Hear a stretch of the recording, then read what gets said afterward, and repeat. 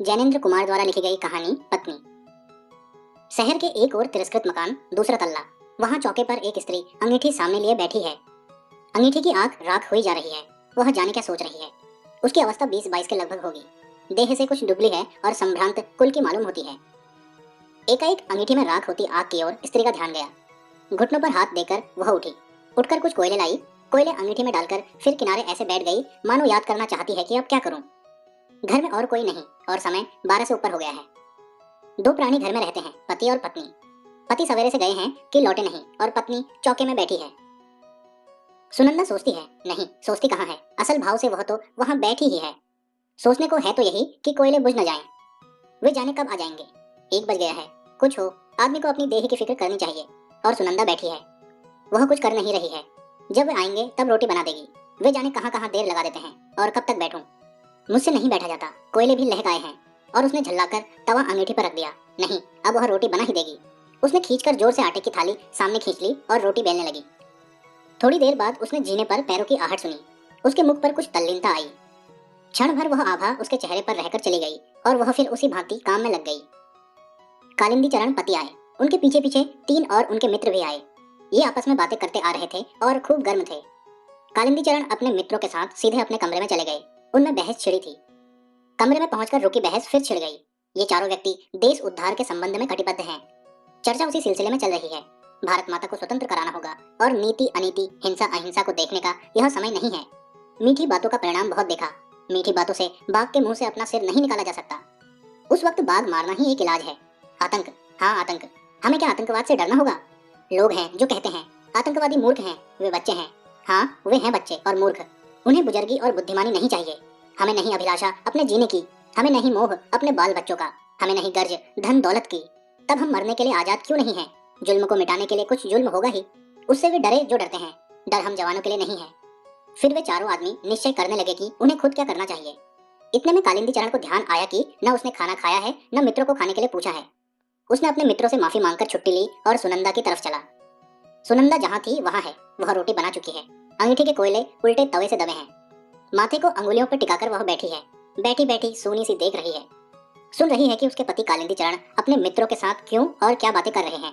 उसे जोश का कारण नहीं समझ में आता। उत्साह उसके लिए अपरिचित है। वह उसके लिए कुछ दूर की वस्तु है। स्पृहणीय, मनोरम और हरियाली। वह भारत माता की स्वतंत्रता को समझना चाहती है, पर उसको न भारत माता समझ में आती है न स्वतंत्रता समझ में आती है। उसे इन लोगों की इस जोरों की बातचीत का मतलब ही नहीं समझ में आता। फिर भी सच उत्साह की उसमें बड़ी भूख है। जीवन की हौस उसमें बुझती सी जा रही है, पर वह जीना चाहती है। उसने बहुत चाहा कि पति उससे भी कुछ देश की बात करे। उसमें बुद्धि तो जरा कम है, पर फिर धीरे धीरे क्या वह भी समझने नहीं लगेगी। सोचती है, कम पढ़ी हूँ तो इसमें मेरा क्या कसूर है। अब तो पढ़ने को तैयार हूँ। लेकिन पत्नी के साथ पति का धीरज खो जाता है। खैर, उसने सोचा उसका काम तो सेवा है। बस यह मानकर उसने कुछ समझने की चाह छोड़ रखी है। वह अनायास भाव से पति के साथ रहती है और कभी उनकी राह के बीच में आने की नहीं सोचती। वह एक बात जानती है कि उसके पति ने अगर आराम छोड़ दिया है, घर का मकान छोड़ दिया है, जानबूझकर उखड़े उखड़े और मारे मारे जो फिरते हैं, इसमें वे कुछ भला ही सोचते होंगे। इसी बात को पकड़कर वह आपत्ति शून्य भाव से पति के साथ विपदा पर विपदा उठाती रही है। पति ने कहा भी है कि तुम मेरे साथ दुख क्यों उठाती हो, पर यह सुनकर वह चुप रह गई। सोचती रह गई कि देखो कैसी बातें करते हैं। वह जानती है कि जिसे सरकार कहते हैं वह सरकार उनके इस तरह के कामों से बहुत नाराज है। सरकार सरकार है। उसके मन में कोई स्पष्ट भावना नहीं है कि सरकार क्या होती है। पर यह जितने हाकिम लोग हैं वे बड़े जबरदस्त होते हैं और उनके पास बड़ी बड़ी ताकतें हैं। इतनी फौज, पुलिस के सिपाही और मजिस्ट्रेट और मुंस और चपरासी और थानेदार और वायसरा, ये सब सरकार ही है। इन सबसे कैसे लड़ा जा सकता है। हाकिम से लड़ना ठीक बात नहीं है, पर यह उसी लड़ने में तन मन विसार बैठे हैं। खैर, लेकिन ये सब के सब इतने जोर से क्यों बोलते हैं। उसको यही बहुत बुरा लगता है। सीधे सादे कपड़े में एक खुफिया पुलिस का आदमी हरदम उनके घर के बाहर रहता है। ये लोग इस बात को क्यों भूल जाते हैं, इतने जोर से क्यों बोलते हैं। बैठे बैठे वह इसी तरह की बातें सोच रही है। देखो, अब 2 बजेंगे। उन्हें न खाने की फिक्र न मेरी फिक्र। मेरी तो खैर कुछ नहीं, पर अपने तन का ध्यान तो रखना चाहिए। ऐसी ही बेपरवाही से तो वह बच्चा चला गया। उसका मन कितना भी इधर उधर डोले, पर अकेली जब होती है तब भटक भटक कर वह मन अंत में उसी बच्चे के अभाव पर आ पहुंचता है। तब उसे बच्चे की वही वही बातें याद आती हैं। वे बड़ी प्यारी आंखें, छोटी छोटी अंगुलियां और नन्हे नन्हे ओंठ याद आते हैं। अटखेलियां याद आती हैं। सबसे ज्यादा उसका मरना याद आता है। ओह, यह मरना क्या है। इस मरने की तरफ तो उससे देखा नहीं जाता। यद्यपि वह जानती है कि मरना सबको है, उसको मरना है, उसके पति को मरना है, पर उस तरह भूल से क्षण भर देखती है तो भय से भर जाती है। यह उससे सहा नहीं जाता। बच्चे की याद उसे मत देती है। तब वह विह्वल होकर आंखें पोंछती है और हठात इधर उधर की किसी काम की बात में अपने को उलझा लेना चाहती है। पर अकेले में वह कुछ करे, रह रहकर वही याद, वह मरने की बात उसके सामने हो रहती है और उसका चित्त बेबस हो जाता है। वह उठी, अब उठकर बर्तनों को मांज डालेगी, चौका भी साफ करना है। ओह, खाली बैठी मैं क्या सोचती रहा करती हूँ। इतने में कालिंदी चरण चौके में आए। सुनंदा कठोरता पूर्वक शून्य को देखती रही, उसने पति की ओर नहीं देखा।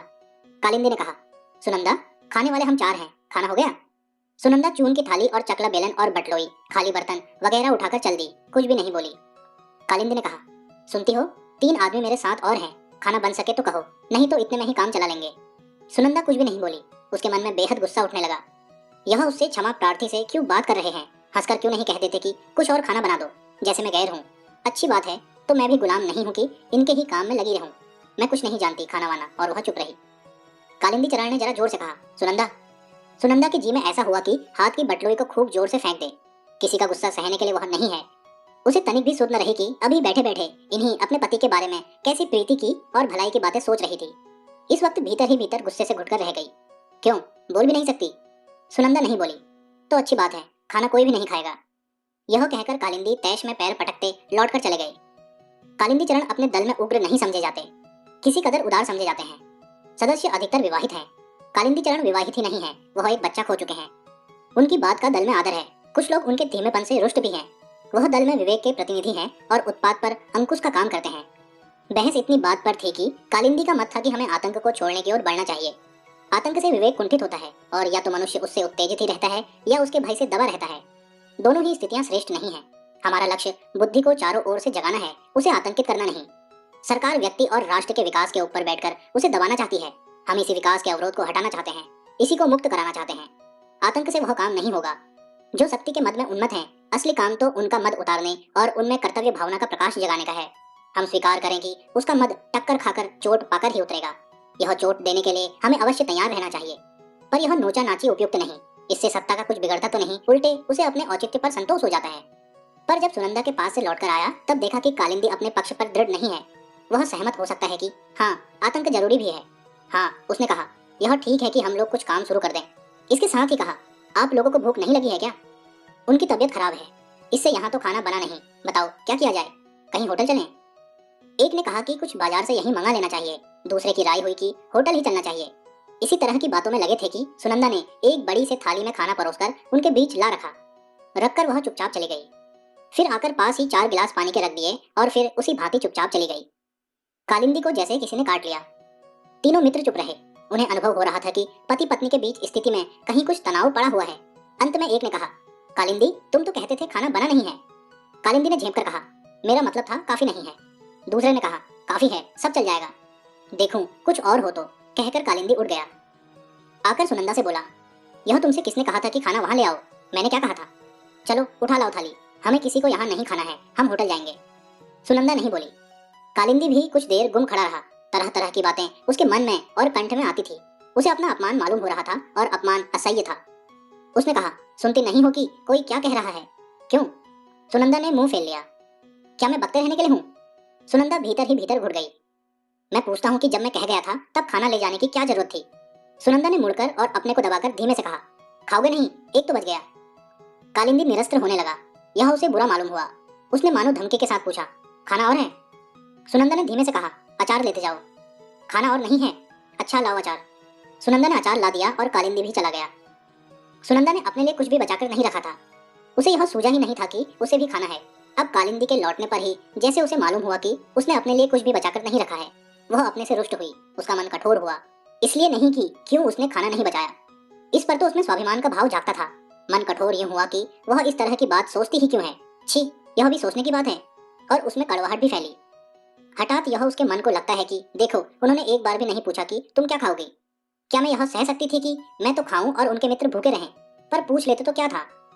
इस बात पर उसका मन टूटता सा था, मानो उसका जो तनिक सा मान था वह भी कुचल गया हो। वह रह रहकर अपने को स्वयं तिरस्कृत कर लेती हुई कहती है कि छी सुनंदा, तुझे ऐसी जरा बात का अब तक ख्याल होता है। तुझे तो खुश होना चाहिए कि उनके लिए एक रोज भूखे रहने का पुण्य तुझे मिला है। मैं क्यों उन्हें नाराज करती हूँ? अब से नाराज न करूंगी। पर वह अपने तन की सुध भी तो नहीं रखते हैं। यह ठीक नहीं है, मैं क्या करूं? और वह अपने बर्तन मांजने में लग गई। उसे सुनाई पड़ा कि वे लोग फिर जोर जोर से बहस करने में लग गए हैं। बीच बीच में हंसी के कह कहे भी उसे सुनाई दिए। ओह, सहसा उसे ख्याल हुआ बर्तन तो पीछे भी मल सकती हूँ, लेकिन उन्हें कुछ जरूरत हुई तो। यह सोचकर झटपट हाथ धो वह कमरे के दरवाजे के बाहर दीवार से लगकर खड़ी हो गई। एक मित्र ने कहा, अचार और है? अचार और मंगाओ यार। कालिंदी ने अभ्यासवश जोर से पुकारा, अचार लाना भाई, अचार। मानो सुनंदा वहीं बहुत दूर हो, पर वह तो बाहर लगी खड़ी ही थी। उसने चुपचाप अचार लाकर रख दिया। जाने लगी तो कालिंदी ने तनिक स्निग्ध वाणी से कहा, थोड़ा पानी भी लाना। और सुनंदा ने पानी ला दिया। देकर लौटी, फिर बाहर द्वार से लगकर ओट में खड़ी हो गई, जिससे कालिंदी कुछ मांगे तो जल्दी से ला दे।